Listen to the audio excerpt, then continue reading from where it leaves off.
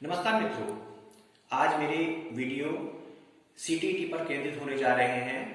तो सीटीईटी का मतलब होता है केंद्रीय शिक्षक पात्रता परीक्षा।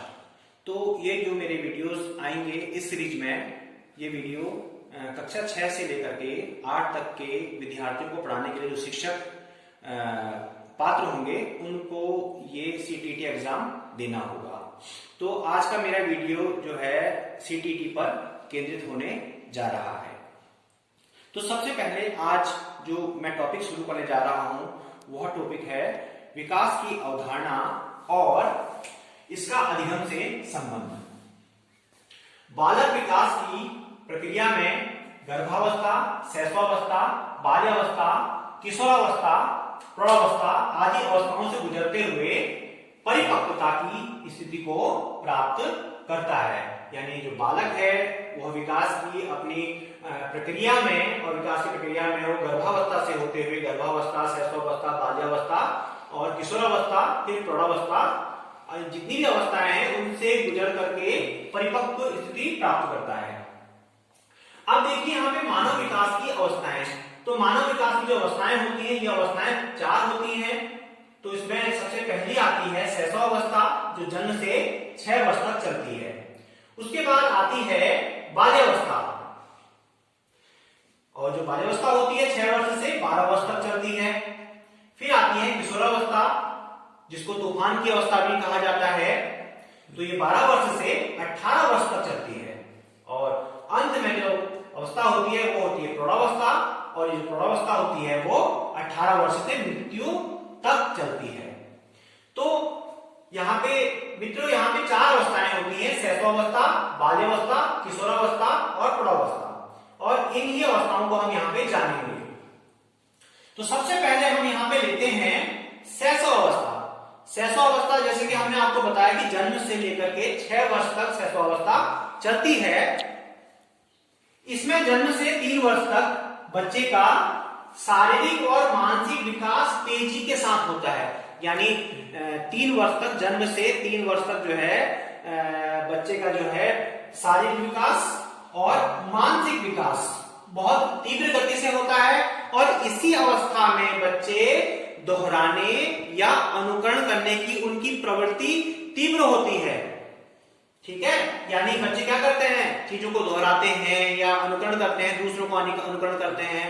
तो हम पेरेंट्स को ये सलाह देते हैं कि वह हमेशा अपने घरों में अच्छा व्यवहार करें और आपस में पति पत्नी के रूप में अच्छे ढंग से व्यवहार करें, जिससे कि बच्चे अनुकरण करें अच्छी चीजों को। अगर हम बुरा करेंगे, हमारा वातावरण बुरा होगा, तो बच्चे भी बुरा ही अनुकरण करेंगे। तो यहाँ पे जो हम शिक्षकों से भी कहते हैं कि यहाँ पे बच्चों को जो है अधिक से अधिक चीजें सिखाने की यहाँ पे उनको, जिससे कि वो ज्यादा से ज्यादा चीजों को अनुकरण और दोहराने की उनकी प्रवृत्ति बढ़ते रहे। तो इस काल में बच्चों की जिज्ञासा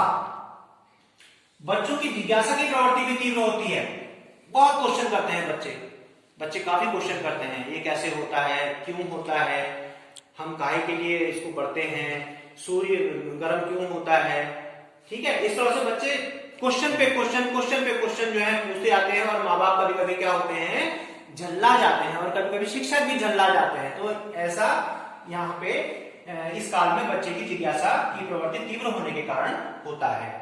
और एक बात और जो हमें याद रखने की है, इस अवस्था में बच्चे का भाषा को सीखने का जो होता है, उसका भाषा सीखने की दृष्टि से भी ये काल उत्तम माना जाता है। यानी जन्म से लेकर 6 वर्ष तक का जो समय है, शैशवावस्था का काल है, ये भाषा के लिए बहुत ही भाषा सीखने की दृष्टि से उत्तम होता है। तो ये शैशवावस्था हमने पूर्ण कर दी। यहाँ पे अब आता है बाल्यावस्था। बाल्यावस्था 6 वर्ष से 12 वर्ष तक की अवस्था को बाल्यावस्था कहा जाता है। यानी 6 से 12 तक की जो अवस्था है, 12 वर्ष तक की अवस्था है, उसको हम बाल्यावस्था कहते हैं। अब इस काल में 6 वर्ष से 9 वर्ष तक की बच्चे की लंबाई और भार, यानी जो उसका भार है, लंबाई है, दोनों में पर्याप्त वृद्धि होती है। ठीक है, और दोनों भार और लंबाई दोनों बढ़ते हैं।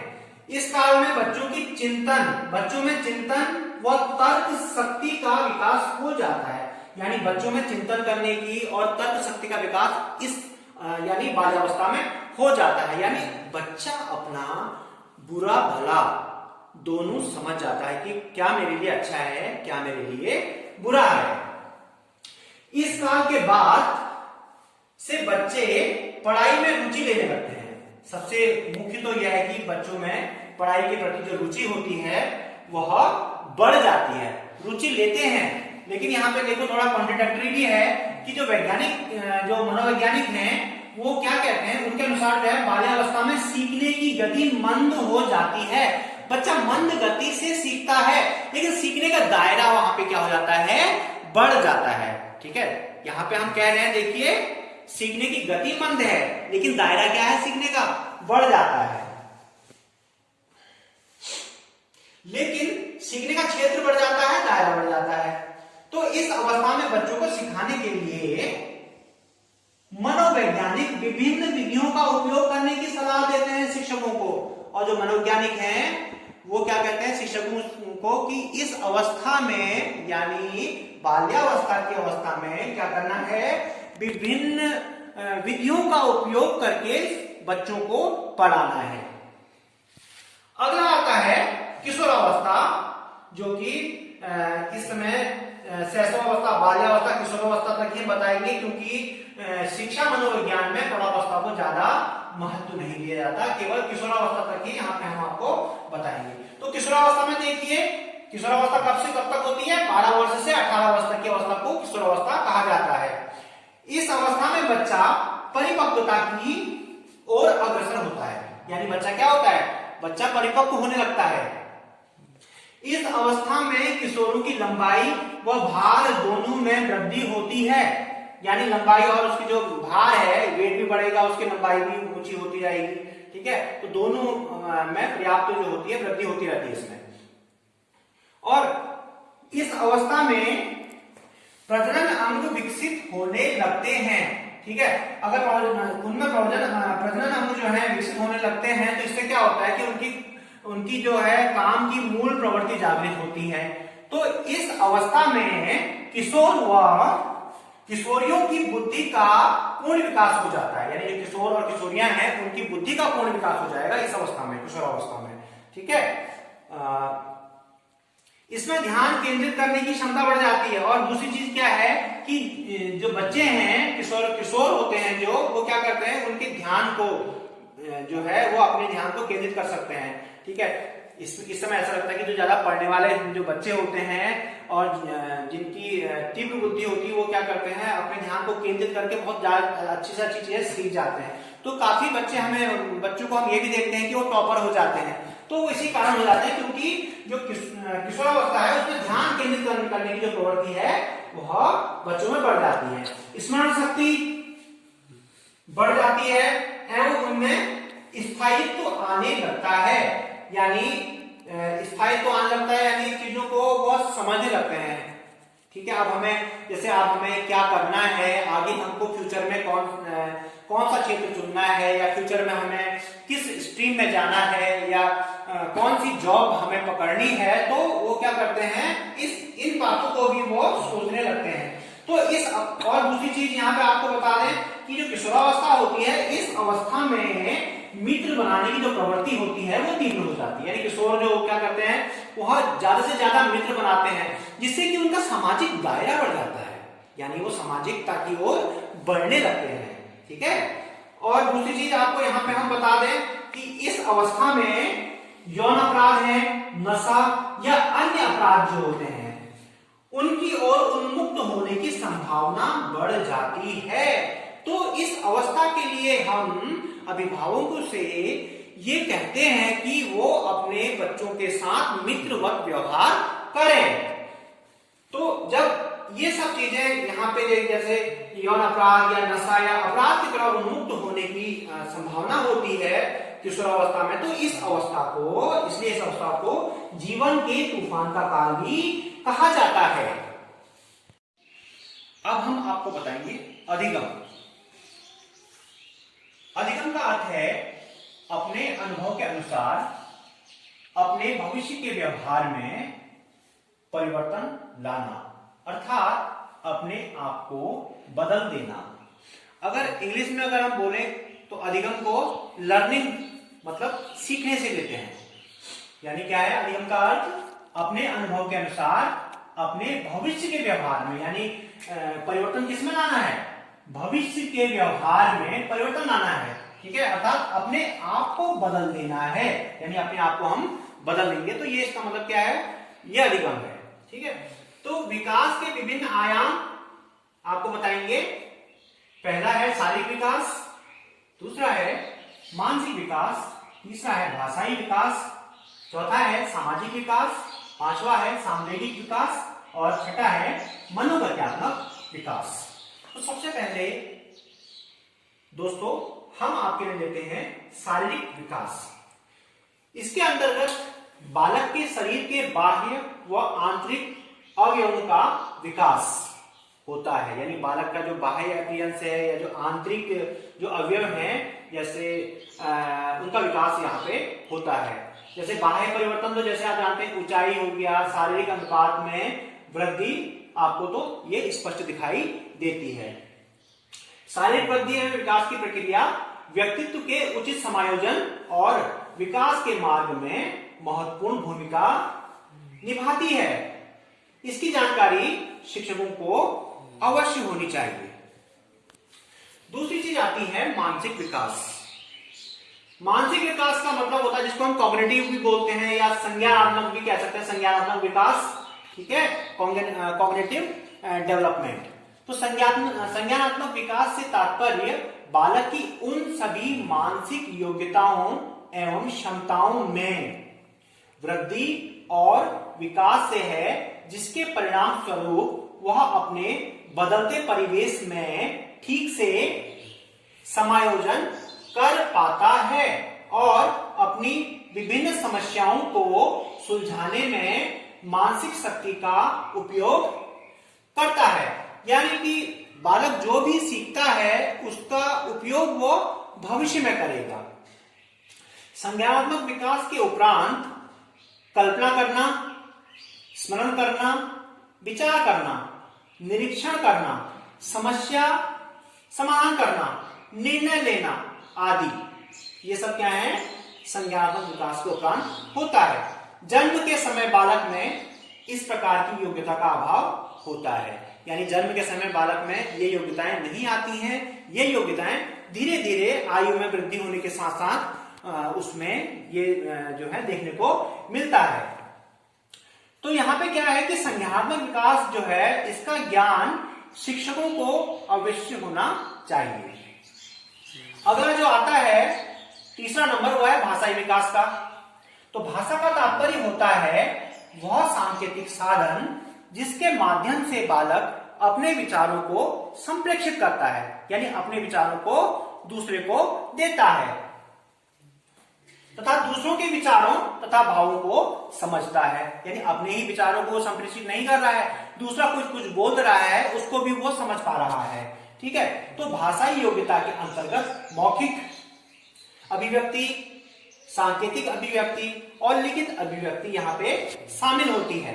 तो भाषाई योग्यता एक कौशल है, ये एक प्रकार का स्किल है जिसे अर्जित किया जा सकता है। यानी ये जो है अर्जित करने वाले स्किल्स होते हैं। तो इस कौशल को प्राप्त करने की प्रक्रिया जन्म से ही शुरू हो जाती है। यानी जन्म से ही बच्चे का भाषाई विकास होना शुरू हो जाता है। यानी शिशुओं के लिए इस प्रक्रिया का ज्ञान होना अति आवश्यक है।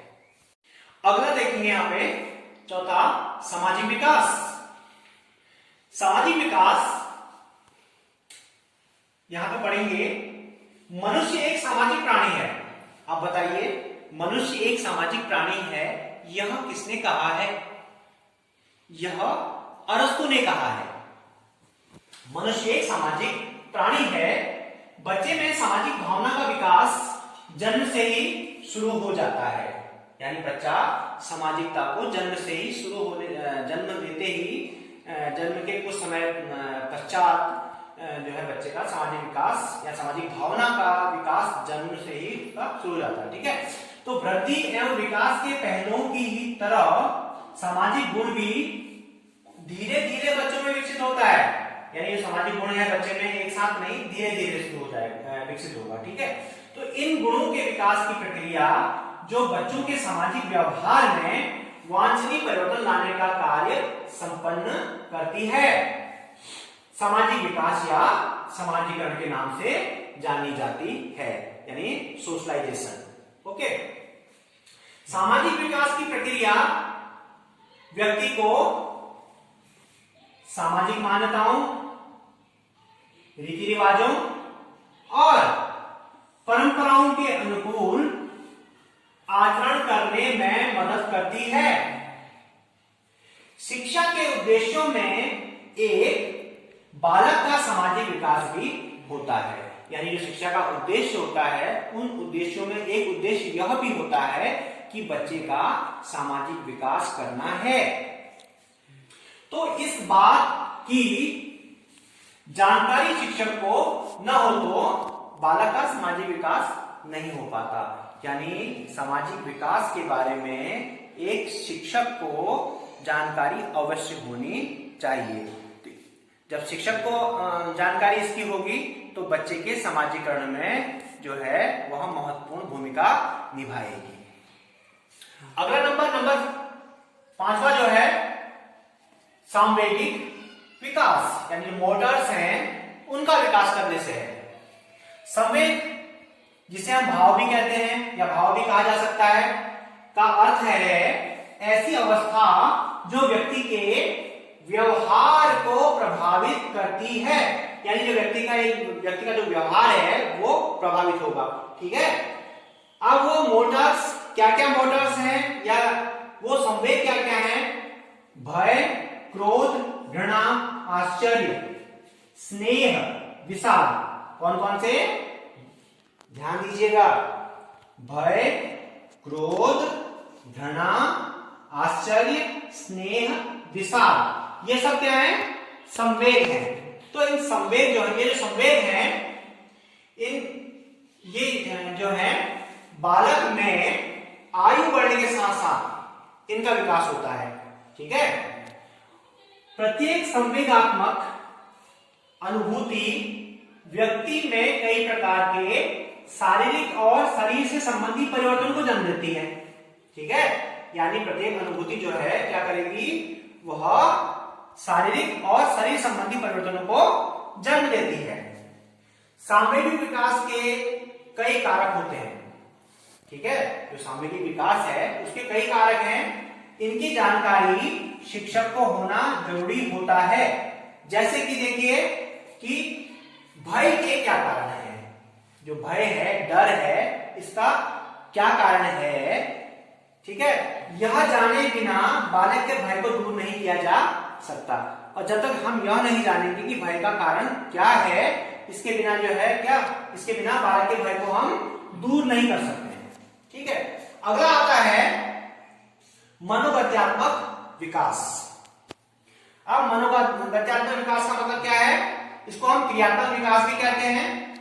ठीक है, तो क्रियात्मक विकास का अर्थ होता है व्यक्ति की क्रियात्मक शक्तियों, यानी जो उसकी क्रियात्मक शक्तियां हैं या योग्यताओं का विकास। यानी क्रियात्मक विकास का अर्थ होता है व्यक्ति की क्रियात्मक शक्तियों या योग्यताओं का विकास। ठीक है, तो क्रियात्मक विकास बालक के शारीरिक विकास, स्वस्थ रहने से, स्वावलंबी होने एवं उचित मानसिक विकास में सहायक होता है। यानी जो क्रियात्मक विकास है बच्चे के शारीरिक विकास के लिए, उसके स्वस्थ रहने के लिए या उसके स्वावलंबी होने के लिए, और उसके उचित मानसिक विकास में जो होता है क्रियात्मक विकास सहायक होता है। इसके कारण बालक को आत्मविश्वास अर्जित करने में सहायता मिलती है। ठीक है, अब इसका एक उदाहरण देते हैं आपको। अभी कोई बच्चा यदि कमजोर होगा तो उसको लड़ने की इच्छा नहीं करेगी, कि उसको पता चला कि मैं कमजोर हूं तो मैं जीत नहीं पाता हूं। लेकिन अगर किसी के अंगों का, हाथ पैरों का अगर उचित उसका विकास होगा तो क्या होगा? तो वो इससे क्या होगा कि वह उसके आत्मविश्वास बढ़ेगा, उसका जो है कॉन्फिडेंस लेवल बिल्ड हो जाएगा। ठीक है, पर्याप्त क्रियात्मक विकास के अभाव में बालक में विभिन्न प्रकार के कौशल के विकास में बाधा पहुंचती है। अब पर्याप्त ज्ञान में विकास नहीं होगा तो बालक में क्या हो जाएगा, जो कौशल हैं उनके विकास में बाधा पड़ेगी, यानी उसके सीखने में दिक्कत आ सकती है। तो एक शिक्षक के लिए इस बात की जानकारी होना बहुत जरूरी है। तो आज हमने जो है पहला टॉपिक अपना कवर कर लिया है।